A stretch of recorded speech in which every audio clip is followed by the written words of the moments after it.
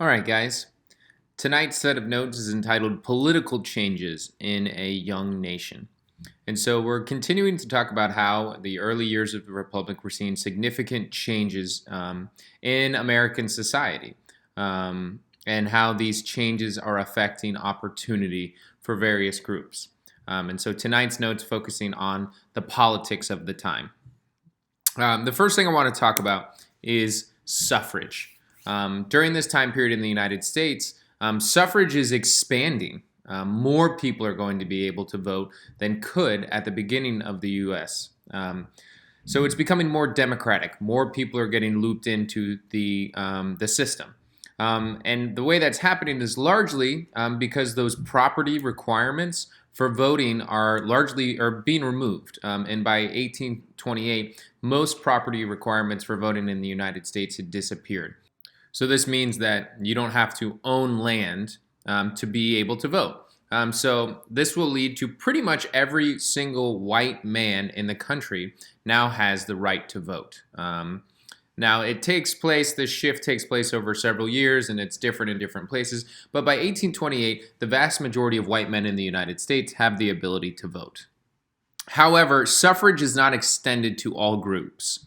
Women, Native Americans, and obviously slaves do not have the right to vote. And most states also had restrictions on free African American men and their ability to vote. All right, so it does become significantly more democratic. The number of people who vote in 1828 versus the number of people who voted in 1824, the previous presidential election, it's more than double, right? So significantly more political participation in terms of voting.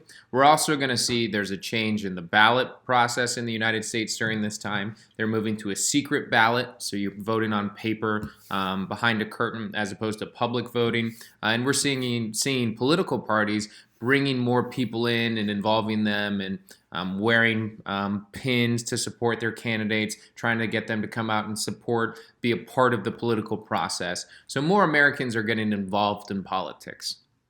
And most of these Americans that are getting involved for the first time are just average, everyday white males. These are not people who come from elite social classes or not those who are going to fancy colleges and universities for education. They're not owning massive amounts of property. They're just everyday workers and farmers. And really one person kind of exemplifies this shift in including more of the average man or the common man in U.S. politics, and that is Andrew Jackson. Andrew Jackson was born in the Carolinas, wasn't really elite, but made significant amount of money over the course of his life and became a very famous general in the War of 1812. And he's going to really ride this wave of new voters, these common man voters, to the presidency in 1828. And so he comes to represent the common man, these everyday farmers and workers. And to help him in this process, Jackson created the Democratic Party. And as the head of the Democratic Party, he supported a decentralized government. Okay, so he's kind of taken his ideas a lot from Thomas Jefferson, very much influenced by Thomas Jefferson. So he's favoring states' rights and power in the hands of the people. And the people now means more people because it means everyday people, not just wealthy landowners. All right. So Jackson really defines the politics of the 1820s and 30s. And even into 1840s as well. And there's one political issue during this time period that really is significant, and it has to do with the balance of power between states and federal government. Jackson, for example, largely advocated on behalf of state power, right? And there's going to be this tug of war between the states and the federal government over who has what power. So on the side of the federal government, significantly helping their cause is the Supreme Court. The Supreme Court will be making decisions that are reinforcing the power of the federal government, the supreme law of the land that can override state laws. However, states are making claims that they have the power to nullify or the right to nullify or declare invalid laws that they think are unconstitutional. So this kind of tug of war turns into a major incident in the 1830s. The U.S. Congress had passed tariffs, which are taxes on imported goods. And southern states particularly didn't like these tariffs.